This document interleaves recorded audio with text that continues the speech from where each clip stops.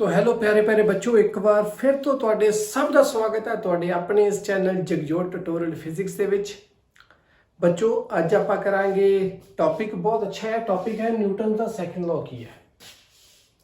Okay, Newton का first law पढ़ चुके हैं, क्लीयर होगा सबनों।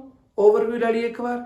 न्यूटन का फर्स्ट लॉ कहता है कि कोई बॉडी अगर जिथे पई है उत्थे ही पई रहेगी जदों तक मैं उहदे उपर कोई एक्सटर्नल फोर्स नहीं लगाउंदा।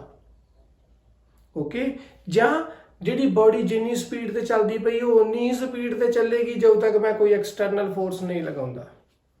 मतलब ਇਹਦਾ ਇਹ ਹੈ कि ਜਦੋਂ तक एक्सटर्नल फोर्स जीरो है बॉडी की स्पीड ਦੇ ਵਿੱਚ चेंज नहीं आएगी। ਇਹ ਸੀ न्यूटन का फर्स्ट लॉ।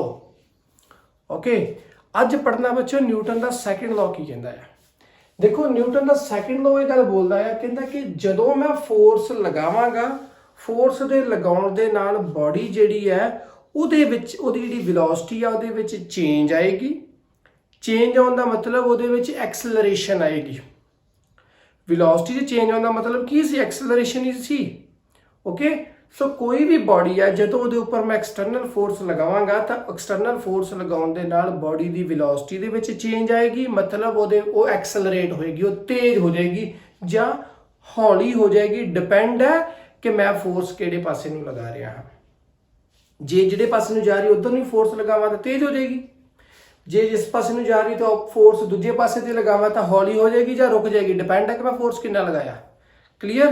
अज पढ़ना इस चीज न्यूटन के सैकेंड लॉ पर पढ़न तो पहला एक वर्ड आपां समझना वो की है, वो है मोमेंटम। बच्चों मोमेंटम की हुंदा है? देखो कोई भी बॉडी है, मान लो आ साडे कोई बॉडी है, ठीक है, इस बॉडी का कोई ना कोई मास भी है। ओके, मास तो होएगा क्योंकि बॉडी मैट किसी चीज की बनी है, मैटर कंटेन का मतलब मास है। ते बॉडी अब कितनी वेलोसिटी के नाल चलदी पई है, वो है वेलोसिटी दी। तो मोमेंटम बच्चों हुंदा मास इनटू वेलोसिटी, ये है मोमेंटम। ओके, छोटे छोटे आप एग्जाम्पल लवांगे। जेकर मास जीरो होवे ਤਾਂ भी मोमेंटम जीरो है। ओके, ਤੇ जेकर बॉडी खड़ी है ਉਹਦਾ मास तो है ही है ਤੇ बॉडी खड़ी है ਤਾਂ वेलोसिटी जेकर जीरो है ਤਾਂ भी ਇਹਦਾ मोमेंटम जीरो है। मोमेंटम मतलब ਹੁੰਦਾ कि बॉडी जिवें हम मोमेंटम समझ लो की है। अगर मेरे कोल आ एक स्टोन है, ठीक है, स्टोन है मेरे कोल। अब अगर ए वाले स्टोन नूं मैं किसी जगह ते स्ट्राइक करा, इत्थे खिंच के स्ट्राइक करा, इहनूं मैं खिंच के मारांगा तो की होएगा?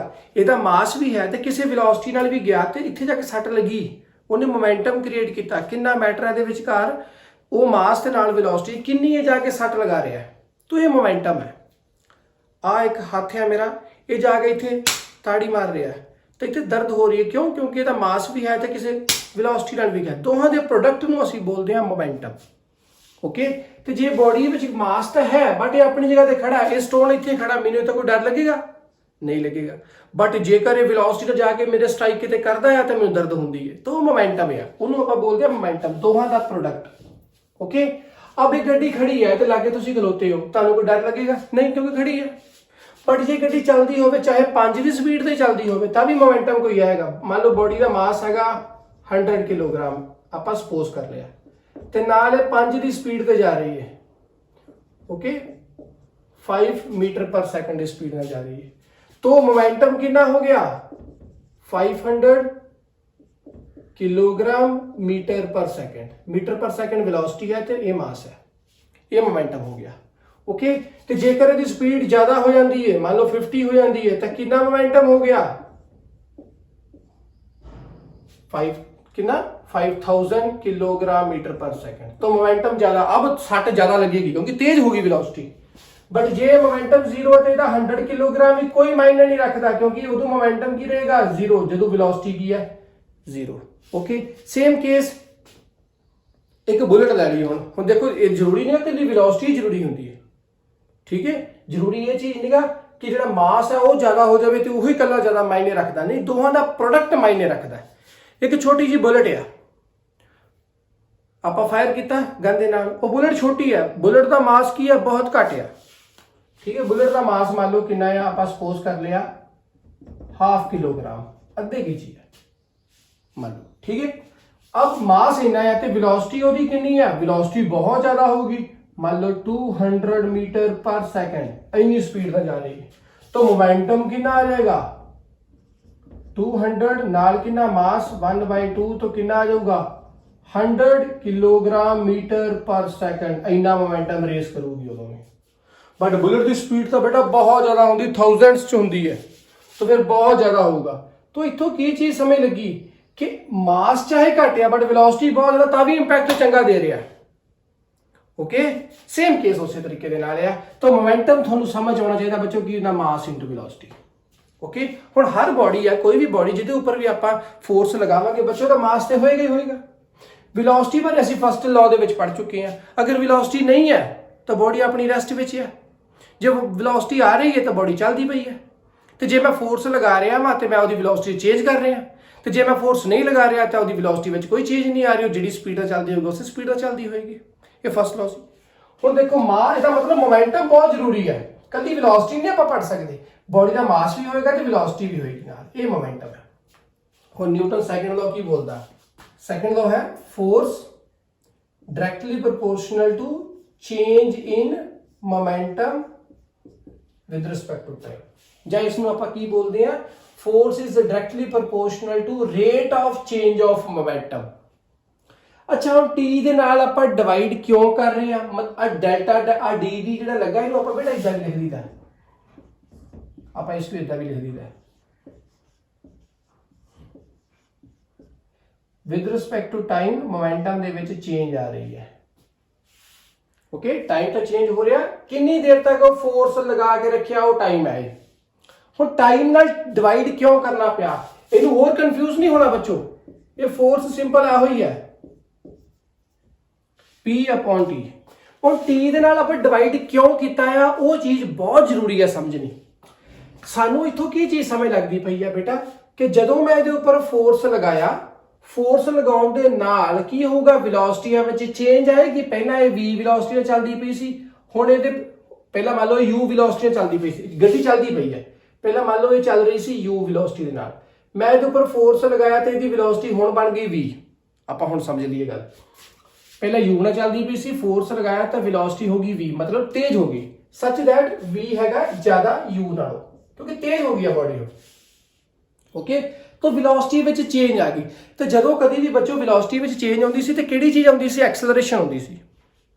ओके, तो एक्सेलरेशन फिर किद्दां आएगी, सानू पता है मोमेंटम किहदे बराबर है, मास इंटू वेलोसिटी दे, ते थल्ले मैं टाइम लगावांगा बच्चों तां ही तो v अपॉन टी आएगा तो एक्सेलरेशन आएगी।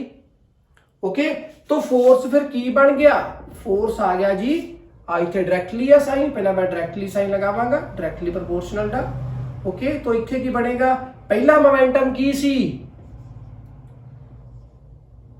P1 सी, हुण मोमेंटम बन गया P2, क्योंकि गड्डी पहला जी चलती पई सी मान लो वो कितनी स्पीड नाल चलती पई सी, u दे नाल चलती पई सी, तो P1 की होया पहला, m मास ओदा ओही दा ओही है तो u1, फिर मोमेंटम बन गया m v2, मास ओही रहेगा, वेलोसिटी चेंज होगी, तो मोमेंटम हुण की आया P2, पहला की सी P1।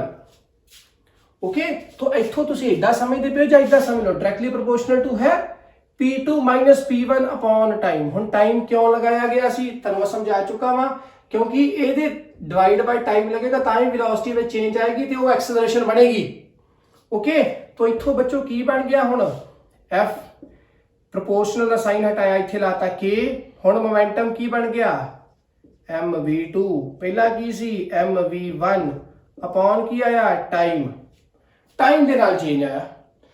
हुण इत्थे की बनेगा कि मास सेम का सेम मास आ गया बाहर, v2 माइनस इत्थे की है u सी। ओके, u से सिंपल u लिख लो, इनू v लिख लो सिंपल। ओके, हुण वेलोसिटी v बनी सी, पहला सी वेलोसिटी u, तो इत्थे v minus u upon t, तो आ चीज बेटो की सी v2 minus v minus u upon a, कित्थों पढ़िया, काइनेमैटिक्स की फर्स्ट इक्वेशन पढ़ी सी, यूनिफॉर्मली एक्सेलरेटेड मोशन, ਉਹਦੇ ਵਿੱਚੋਂ ਕੀ ਆਇਆ ਸੀ ਸਾਡੇ ਕੋਲ v equals to u plus a t सी, तो इथों ए की निकल गया सी v minus u upon t, तो इथे मैं की फिल कर दिता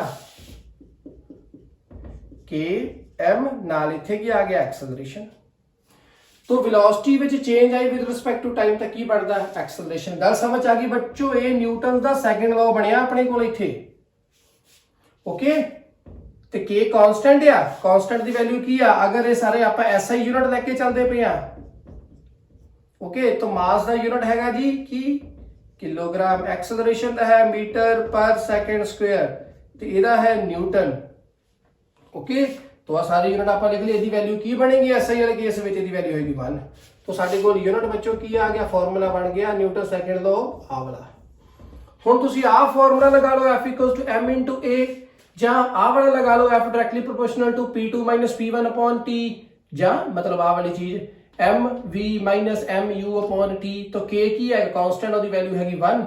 तो आ चीज चाहे लेके चल जाओ चाहे आ लेके चल जाओ, सेम चीज ही तो है।